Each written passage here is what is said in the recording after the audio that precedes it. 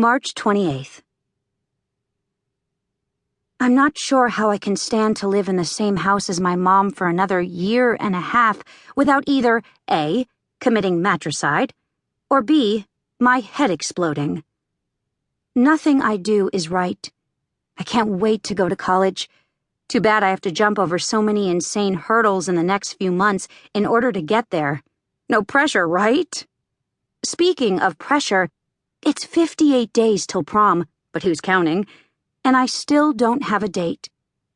The good news is that, as far as I can tell, Jamie Moss still doesn't have a date either, which means there's a chance he's going to ask me. If Dad wasn't stuck at work 24/7, he would be logical and tell me to start making decision trees like I've been learning about in AP statistics. Like, where you consider the probability of each outcome and assign a weighted preference to each one so you can make a rational decision. Geeky much? That's assuming this whole dating thing is rational in the first place, a point about which I am not entirely convinced.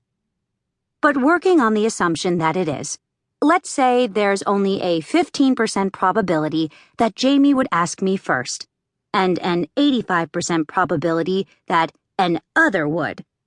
I'd then assign my preferences for the various outcomes to see what I should do. Okay, I actually just tried doing that. Apparently, I'm still very much my father's daughter, even when he isn't here. The problem is trying to figure out the actual probability of Jamie asking me. How do you know when a guy really likes you? How do you figure out if your probability estimate is legit or wishful thinking? You'd have thought they'd have an app for that by now, but they don't. What's the matter with you, Apple? You should be all over this. Just imagine how much easier life would be if you could download an app and enter, or better yet, record. Except I think that might be illegal. Note to self, check. Your interactions with a guy, and then use a database of male speech info to estimate the probability he will actually ask you out. It's pure genius, and it would eliminate so much heartbreak. Why hasn't anyone done it yet? My talents are wasted at Brooklawn High. Given lack of said technology, I have to base my predictions on the scientific observations below. 1. Subject talks to me before class in an animated way, plus. 2. This often involves conversations about homework problems that subject hasn't done yet, but knows I have, minus. 3. But not always, plus. 4. Subject laughs at most of my jokes, plus. 5. 8 out of 10 times, subject acknowledges me in the hall and smiles and says hi.